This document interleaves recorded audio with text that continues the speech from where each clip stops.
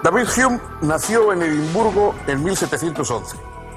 Estudió Derecho, pero se dedicó a la filosofía, como así también a la historia y a la diplomacia. Llegó a ser subsecretario de Estado. Llevó al empirismo inglés a su estadio de mayor radicalidad. Rechazó las ideas innatas y defendió una perspectiva profundamente escéptica. Proclamó que no conocemos más que nuestras propias impresiones e ideas. Dijo que la política y la ética no se basan en principios racionales, sino en la utilidad común y en el sentimiento de simpatía por el que somos capaces de ponernos en el lugar del otro.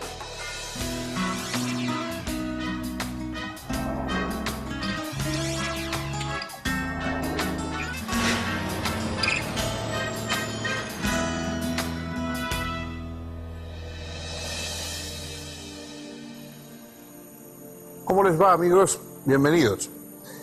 Vamos a hablar hoy de un filósofo representativo de un siglo que quizá es de los siglos más extraordinarios desde el punto de vista intelectual de toda la gran aventura humana. El siglo XVIII, el siglo de la Ilustración, el llamado siglo de las luces. Normalmente, cuando hablamos de este siglo, lo centramos en Francia. Las grandes figuras de la enciclopedia, Voltaire, Rousseau, etc. Pero en realidad quizá la figura más individual, más notable, más destacada de este siglo tan extraordinario no era un francés, sino que fue un filósofo escocés. En Escocia, que en Edimburgo, en una localidad mucho más pequeña y políticamente menos importante que París, ahí en Edimburgo hubo un grupo también de pensadores de extraordinaria importancia en el XVIII. Y el más importante de todos ellos fue David Hume. David Hume es quizá el más grande de los pensadores de habla inglesa y quizá también el más destacado y el más ilustrado de los pensadores del siglo XVIII. Hume no partió de la filosofía, llegó a la filosofía después de pasar por otras muchas cosas. Fue un abogado, fue político y llegó a ocupar puestos políticos de importancia, fue un historiador en una extraordinaria historia de Inglaterra y finalmente también fue un gran filósofo.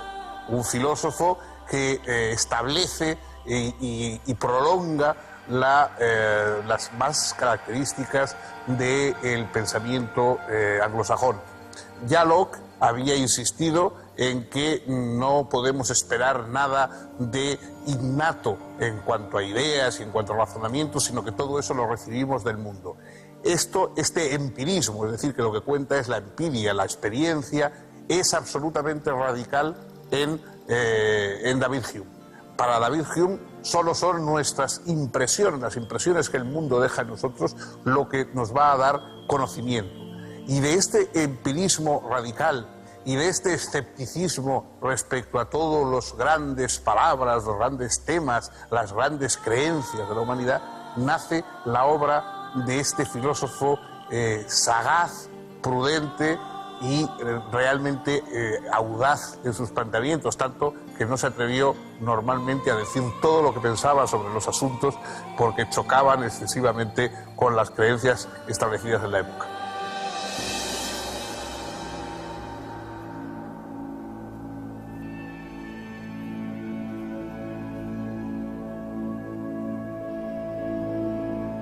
David Hume nació en Escocia, en el seno de una familia no muy rica, pero perteneciente a la nobleza. A los 2 años quedó huérfano de padre y fue criado con su madre, su hermana y su hermano mayor, quien, de acuerdo con las costumbres entonces imperantes, heredó las tierras familiares. El joven David fue destinado a la carrera de las leyes, a pesar de que sus verdaderos intereses fueran más bien literarios. Desde su infancia se dedicó a leer a los grandes autores griegos y romanos. Obtuvo, sin embargo, su título de abogado y pronto comenzó a ejercer dicha profesión en la ciudad de Bristol. Pero unos meses después, decidió vivir de su pluma y, abandonando su bufete, marchó a Francia, donde vivió a partir de 1732. Se instaló en la ciudad de La Flèche, en cuyo prestigioso colegio jesuita había estudiado René Descartes, y redactó allí su primera obra importante, el Tratado sobre la naturaleza humana. Hume creía que ese texto le iba a proporcionar fama y fortuna, pero en realidad no tuvo gran éxito. Ello lo decepcionó profundamente. En su tratado, Hume partía de la teoría del conocimiento de Locke y radicalizaba su empirismo. Criticaba allí, en efecto, ciertos principios que todavía operaban en la obra de Locke: el yo, la sustancia, la causalidad y la inducción. Para efectuar esta crítica, Hume realizaba una descripción rigurosa del conocimiento.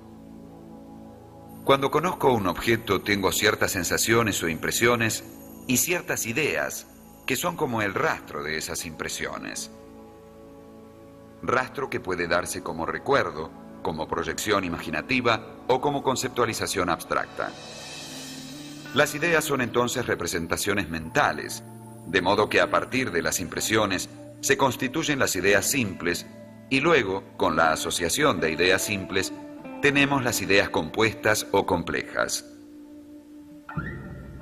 Todas las sensaciones o impresiones e ideas generan en nosotros la creencia de que realmente existe el objeto exterior que las provoca, pero en realidad, de lo único que puedo estar seguro es de que tengo una sensación o impresión, y que eso genera una creencia de que existe realmente una realidad exterior a mí que me está provocando esa sensación. Sin embargo, el objeto que conozco no es exterior, sino que está en mi conciencia, pues consiste solo en un entramado de impresiones e ideas. Si yo afirmo que mis impresiones e ideas corresponden a un objeto real, es solo por un acto de creencia.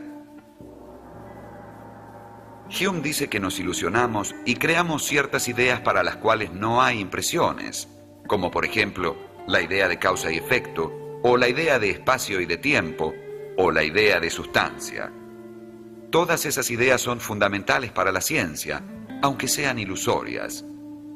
La ciencia se apoya sobre esas ideas básicas. Sobre ellas construimos el mundo del conocimiento, aunque no haya impresiones o sensaciones que les den la validez objetiva que parecen tener. Ciertamente, hay que reconocer que el hombre no puede vivir sin una cierta creencia instintiva en la realidad, pero en el fondo, lo que entendemos por realidad se reduce a un conjunto de sensaciones. El problema que obviamente se plantea es cómo distinguir la ficción de la realidad. Hume dice que la única forma de distinguir la realidad de la ficción es por la fuerza y vivacidad de los estados del alma.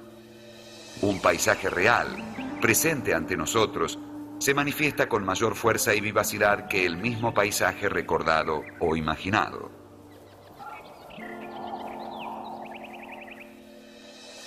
David Hume, que fue una de las mentes racionales más poderosas de su época, concede en su filosofía una gran importancia a lo que no es estrictamente racional. Las emociones, las simpatías, los movimientos anímicos, para él son fundamentales en la vida y en la sociedad humana. Es interesante decir que frente a esa imagen estereotipada de que los grandes racionalistas siempre son fríos e incluso inhumanos, etcétera, hay pruebas suficientes de saber que muchos de los más exigentes talentos racionales que ha habido en la historia, al contrario, han comprendido, precisamente porque son racionales, han comprendido muy bien la importancia de la dimensión irracional en la vida humana. La idea de Hume es que todo lo recibimos del mundo que nos rodea, pero además lo recibimos de alguna forma mediado por nuestra capacidad de ser impresionado por los sentidos, por aquellas ventanas que tenemos al mundo. Todo lo que no podemos comprobar, lo que no podemos verificar, realmente no podemos decir que exista. Y empezando por lo más sorprendente, por nuestro propio yo. Nosotros, cuando hacemos esa introspección que pedía Descartes, diciendo busquemos lo subjetivo, busquemos la certeza, ese planteamiento cartesiano del pienso, luego existo. Hume discrepa de esa certeza, dice, bueno, es cierto, piensas, pero ¿por qué existes? Es decir, ¿por qué buscas un sujeto a ese pensar? ¿No podría ser el pensamiento algo sin sujeto? Cuando decimos llueve, decimos y estamos expresando algo que ocurre, pero no suponemos que haya una entidad que llueva, una entidad llamada lluvia, que digamos más allá del agua que estamos viendo caer. De la misma forma, dice Hume, tampoco podemos pensar que existe algo como un yo, como un núcleo fijo, estable, y que a partir de las impresiones, esas impresiones van quedando pegadas, digamos, van depositándose sobre ese núcleo central. Nosotros solo podemos asegurar que tenemos pensamientos, que tenemos impresiones, que tenemos sentimientos. El yo es una construcción que nosotros hacemos para sostener todas esas impresiones, pero no es algo que a lo que lleguemos directamente como llegamos al conocimiento que nos dan los sentidos. Hasta ese punto radical, hasta el cuestionamiento del yo, es lo más radical que se puede llegar en el escepticismo, llega la exigencia intelectual de David Hume.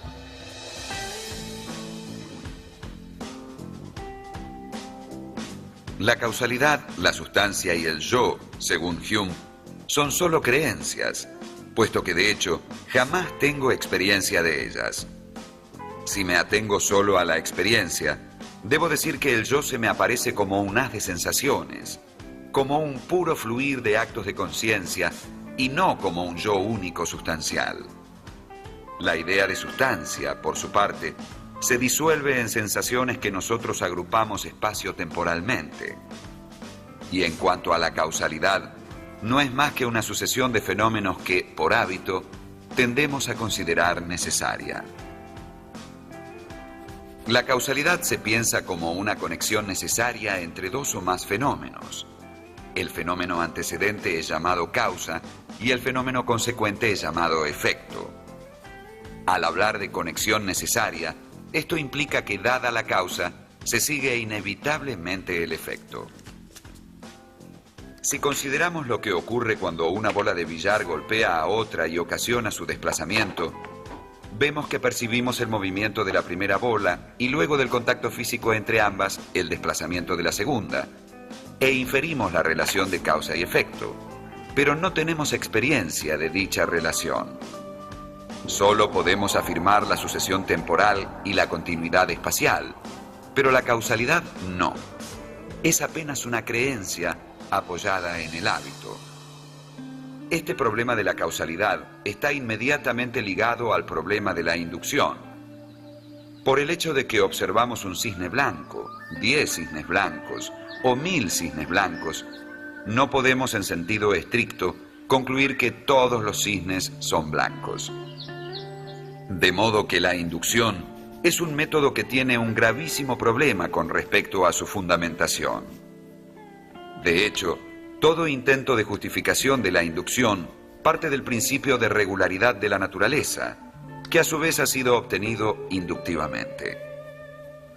Obviamente, este análisis de Hume desemboca en un escepticismo radical. Todo el conocimiento científico se apoya, según él, en meras creencias. Las únicas certezas que me son permitidas son, por un lado, las que derivan de la descripción de mis impresiones y su relación con mis ideas, y por otro, las que se manifiestan en las relaciones cuantitativas de las matemáticas. Los dos primeros libros del Tratado de la Naturaleza Humana, escrito en 1737, fueron publicados en 1739. El tercero en 1740. Hume retornó a Gran Bretaña y estuvo algún tiempo en lugares de campaña y en Londres, hasta que al final retornó a Edimburgo. Luego, entre 1741 y 1742, mientras vivía con su madre y su hermano, Hume publicó sus ensayos sobre moral y política, que le dieron cierto inesperado éxito intelectual y material. El moderado éxito de sus ensayos sugirió a Hume la idea de reescribir su tratado. La reelaboración de la primera parte sería publicada recién en 1748 y luego nuevamente en 1751, bajo el título Investigación sobre el entendimiento humano. En ese mismo año, publicaría la refundición de la última parte del tratado bajo el título Investigación sobre los principios de la moral.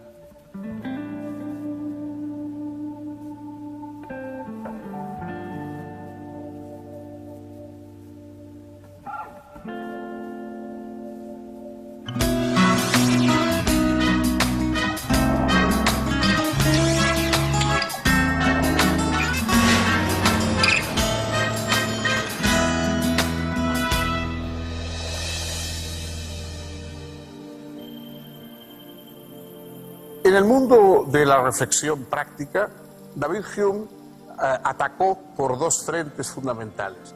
Digo atacó porque fue en contra de creencias muy veneradas, establecidas en ámbitos tan importantes como el de la ética y de la religión. En el campo de la ética descarta toda sublimidad en cuanto a la motivación de nuestra conducta.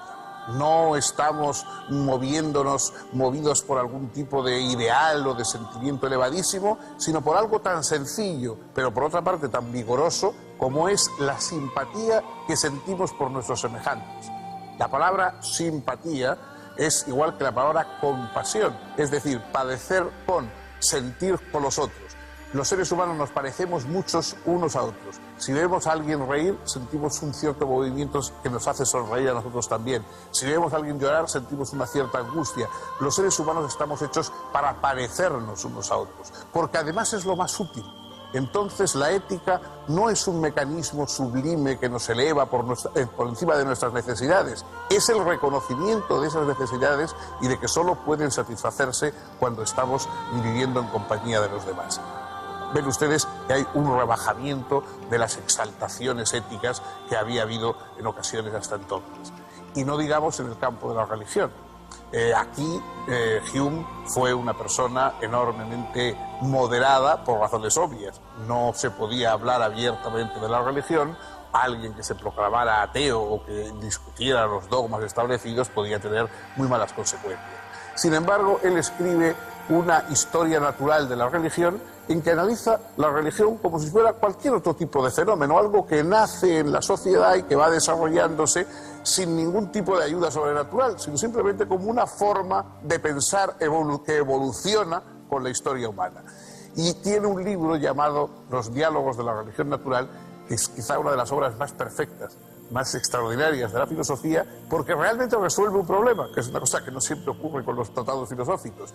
El problema de esa argumentación que hace a Dios necesario para producir el mundo, para crearlo, para darle un fin, etcétera, esa doctrina es desmontada de una manera magistral y definitiva en el diálogo de Hume. Digo definitiva a pesar de que siglos más tarde resurjan todavía hoy algunos ilusos para oponer supuestas doctrinas del diseño inteligente y creacionismos parecidos a las doctrinas más materialistas de la evolución que explican nuestro lugar en la Tierra.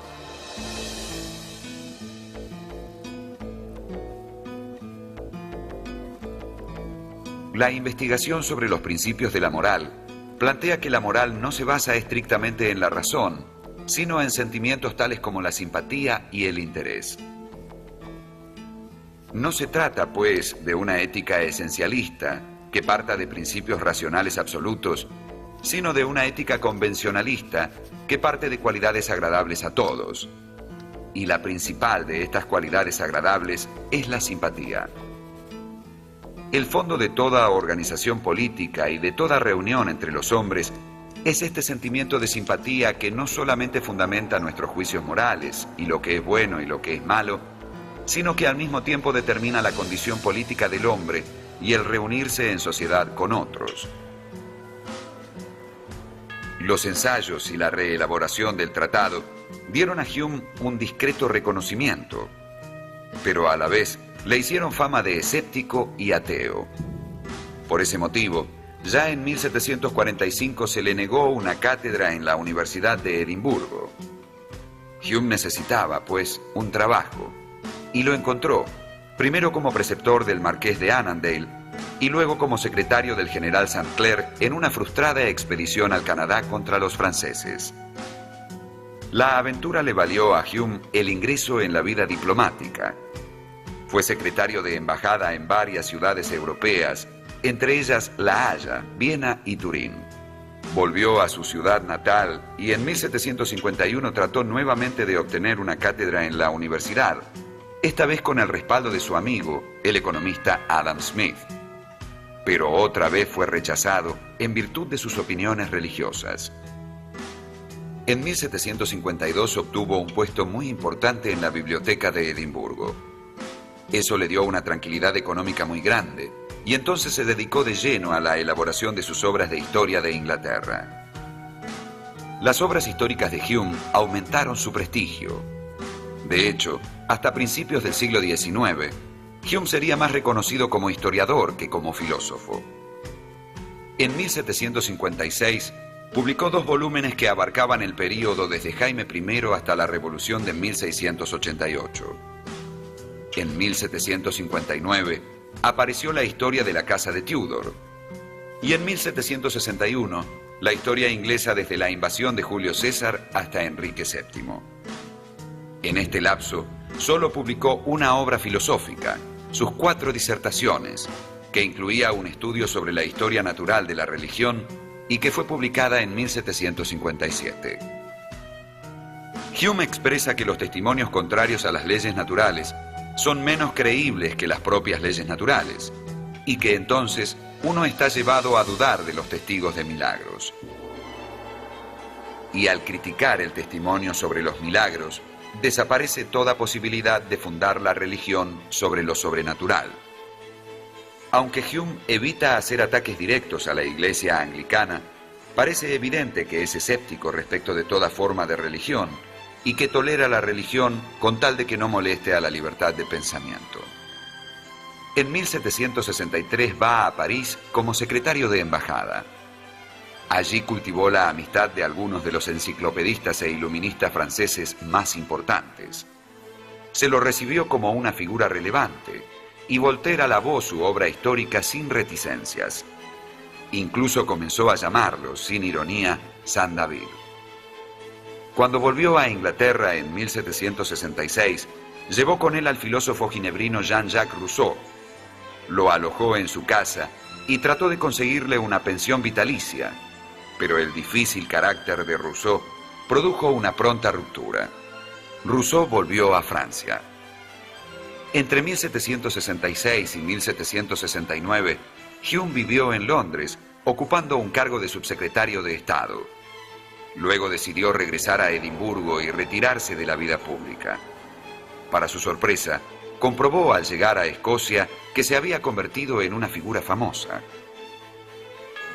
Pocos años después de su regreso a Edimburgo, los médicos le diagnosticaron una enfermedad intestinal y le advirtieron que era terminal. Hume entonces realizó una gran cena para todos sus amigos, en el que sería su último acto público.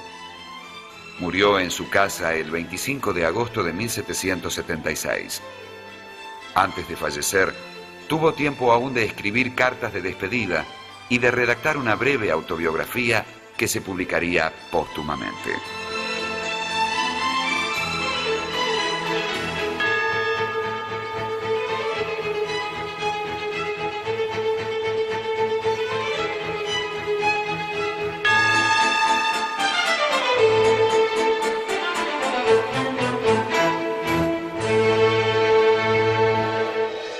La filosofía anglosajona ha permanecido hasta nuestros días, en buena medida, fiel a la figura de David Hume.